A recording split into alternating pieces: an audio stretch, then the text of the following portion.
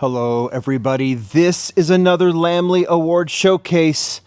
It's Monday, so why not celebrate Matchbox Monday with the Lamley Awards Matchbox Showcase? I've got a ton of models on both sides over here. We're going to go through them. We're going to talk about the Matchbox new models of 2024.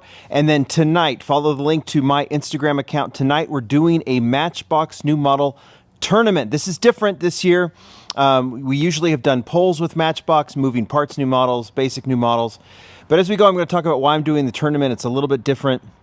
But let's just get right to it. And I'm gonna go through a lot of the new models because it's kind of nuts how many new models were released this year among the moving parts and the basic range, and even other ranges as well. So much so that I don't have them all. That's not why I'm going to do it the way it is. But like I said, typically we've done polls on lamleygroup.com like we do with the Hot Wheels new model polls. You know, the new model, where you go and vote. But this time we're going to do an Instagram tournament where I'm going to take 32 of these new models and pit them against each other like we did with the Kaido House tournament we've done in years past. And we're going to do this because, well, Matchbox released a ton of stuff, but that's not necessarily why. Part of it was hard to keep up with because some mixes hit in droves at stores. I noticed in Targets and Walmarts and Kroger stores like Smith's where I am. And then others, Dollar Trees have a lot of Matchbox, but it seemed to be the same mixes. So some models were kind of hard to find. Some models were so well done that they were super popular and barely hung on the pegs. There's some models we'll talk about that I never saw. Doesn't mean just because I didn't see them, but I know that they were picked up by a lot of people and a lot of people were after them. And I said in the title of this video that Matchbox had a sneaky good year. They did have a sneaky good year.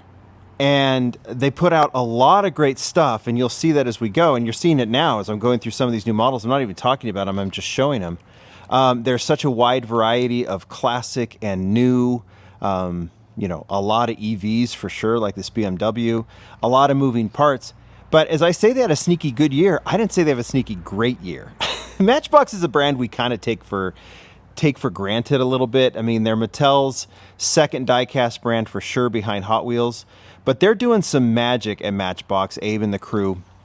And they've been, I think, as they've leaned into the moving parts line and as they've, kind of pushed variety, I think they've done a lot of models that collectors really like, but some of them, I mean, I don't know. It's what I'm trying to say, and it's kind of hard to articulate, is they're building a variety of models, but I think like the spectacular home runs that collectors are after that just can't get enough of. There's not enough of them, but Matchbox puts out some amazing models. Does that make sense? So they're always doing amazing stuff or really, really good stuff.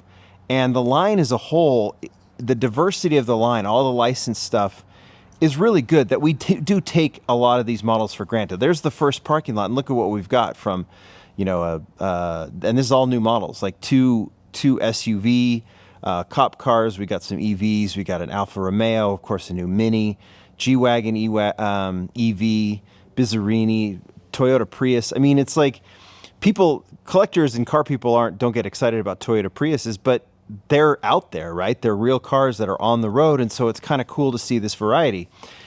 But among this sea, for the collectors, it's a little different. Then we got some classic cars. We got the Javelin. This thing seemed to hang. I'm just trying to figure out what collectors are going after. It's just kind of interesting. You go from the Javelin to a Lamborghini with the spider doors. This is all kinds of cool stuff. So anyway, just talking about this, the variety of these models is so wide, so extensive, and that's a good thing. At the same time, the memorable models, we're not talking about them as much as maybe we could, and that's not our fault. We talk about what we want to talk about, right? This is a great one, the Lincoln Continental. But so instead of just doing a vote where people just kind of go, I like a Porsche, I'm going to vote for a Porsche, I'm going to do tournament style. So we allow some of these models. I'm not doing all the new models. I'm picking out 32 with our Matchbox committee. on the 32 models that I think generated the most discussion.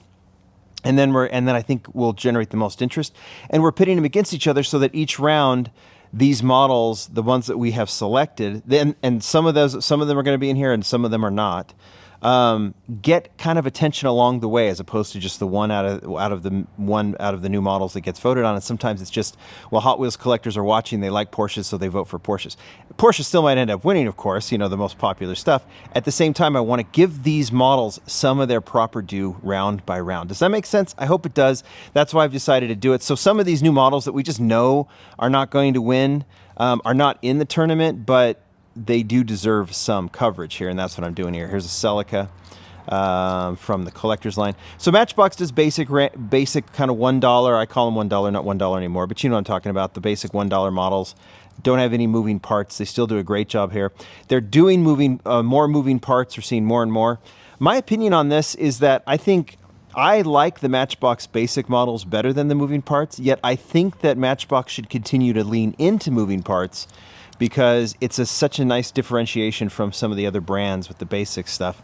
I almost think that they could merge it and just do a $2 model or a $2.25 model, maybe $2.50, with moving parts, and some with moving parts and some without, and just make them all the same price and kind of ditch the collector stuff. I don't like their premium wheels. I always think they're off a little bit proportion wise. I always tend to like the basics a little more. But yeah, so it's like, it's just, there's just a wide variety, of course. And I just like the basics better. I just think they proportion better, but they should continue to do moving parts, right? I'm going so back and forth on this video, and I think this is what Matchbox kind of generates. Is this, like, when you see people see a model that Hot Wheels does and it's super realistic, they go, oh, Matchbox should have done that. Yes and no. But Matchbox is doing it, and I'm always trying to figure out what collectors' response is to Matchbox over time. All right, so we're just going through these. I'm not even explaining what they all are. You'll see them in the 32 car tournament starting tonight on Instagram. There's a Porsche. You'll see that in the tournament. They did a couple of Porsches this year, which I thought were really nice. And like I said, here's an RX-3 that just recently came out in the collector line. It's cool to see an RX-3. We're seeing metal chassis being introduced. Matchbox is just, they're doing so many cool things, and it's just a wide sea that they're not going as deep with some of the models, but I think they have done some that we can appreciate. All right, so there was that, the Morgan. Here's the Aston Martin that was just recently released as well, along with the RX-3. That's a nice one. Hot Wheels obviously did their premium version, but this one's very nice that they did. And then another one that I really like, the Audi RS6. Nice to see a sequel to the Audi RS6 in moving parts from the original RS6 that was released back in like 2006, I believe. Look at all that. It's a lot of good stuff. And you'll see some of these in the 32 car tournament tonight, as I've said. I'm going to talk about my top 5, then I'm going to talk about the cars that I considered for my top 5. So we'll start with the models, and I'll give them the turntable treatment. And they come from a variety of lines. They come from cars that, and these are new models. There were some great, existing models, of course. Here's one of them that I really like this year that I considered for my top 5, but just sat slightly outside. It is the 1961 Chevy Corvair ramp side pickup. Love the function on this one, but ultimately it's just a cool... When Matchbox does choices like this with obscure cars, this is when I'm in kind of Matchbox heaven. And when they do these right and they apply them right, and then you go and you Google these cars and these vehicles, and you kind of figure out what they're all about. This one was very much all based on the choice, and then the execution was really good. I definitely consider that one for the top 5, but it was just outside. Where will I put that? Right there. Another one that I considered for the top 5 just because it's cool. I love the Porsche Targa. What's the official name on this one? Yeah, Porsche Targa. They don't have a year on this one, but it is the current Targa, I believe. I would like to have seen like the bar done in metal, because the Targa bar is something that's obviously what makes it a Targa. But they did it, they'll hopefully a premium. But ultimately, the silhouette here and the known difficulty of Porsches and the doing for Porsches right, the lines on Porsches, they did such a beautiful job on this one, and the convertible. So the Targa is representing both this one and the convertible that we showed earlier. You'll see both of those in the tournament. All of these that I'm showing are going to be in the tournament. Another one that I really liked, and I really like the future of this one, is the BMW. They've done this casting before way back when in I think the 70s or 80s. This is the 1973 BMW 3.0 CSL. Not keen on the wheels, but love the model. It's coming out as a chase this year in 2025. While I don't like the wheels, I do like the model, and I'm looking forward to that one over time. So that one was one that I considered for the top 5. Another one that I thought was great from the moving parts line is the Bronco. What's the 1978 Ford Bronco? Really well done. It's a little small, but I still think the proportions are right on this one. The nice lift on it. Broncos like this were riding around our neighborhoods for years and years and years, and it's nice to see this one done really well too. You know, with the extra roof portion, so you get the brake on the roof, and then you get the striping on the side. I think that was really, really nicely done for moving parts.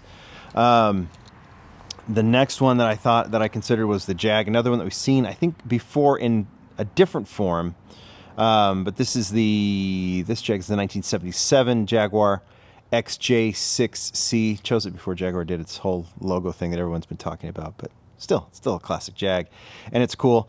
British cars, Matchbox should always be doing British cars, and this one was one that I considered in my top 5 as well. And then the last one that I really liked, again, same because of the choice that they did. Execution is good. The choice is great. This is the Audi, an Audi that seems totally ignored. 1969 Audi 100 Coupe S. Love the color. Love the car. This one gets a metal chassis, which I think is cool. Just love this decision to do this one, and I think it's really nice. It's a little too high for me, but at the same time, I just love the choice of this model, and it was just outside the top 5, and it's one that you could vote on. My top 5. Some are just so easy, just of course. BMW E30. What's the official name on this one? 1993 BMW M3. I know they got the hood wrong. There were some racing cars that did have an opening hood from the front. I'll even... There, I can show it. There's the... this is from the Collector Series. The hood should open the other way, right? But still, it's a fantastic casting. And they did this shell version for Collector, for the Collector line, the retail Collector line. I thought this was really nice, and I'm looking forward to many versions of this one. Love collecting Matchbox BMWs. They always kill it with the BMWs. I'll put this one... I know it's way in the back. Here, I'll just put it in the front. We'll just move this down a little bit. Like that. I know we're running out of space. And then there was this one too, the Collector, from the Mattel Creations Collector line. I'm really considering the shell one. That's all I'm really talking about, but this one was cool too. So I'll put that one off to the side. That was in the top 5. So is this one, because I just love the car, and I thought the execution was well done. I wish it was a basic, to be honest, because of the break in the doors with the moving parts. But I do love the Porsche Taycan GTS Sport Turismo. I think this is such a cool car in real life. And I really like that Matchbox did it, and they did a really nice job. Stance is right. The width is right. All the proportions are right in this one, and I just loved it. I could do without the opening doors, but what I said, I'd lean into them.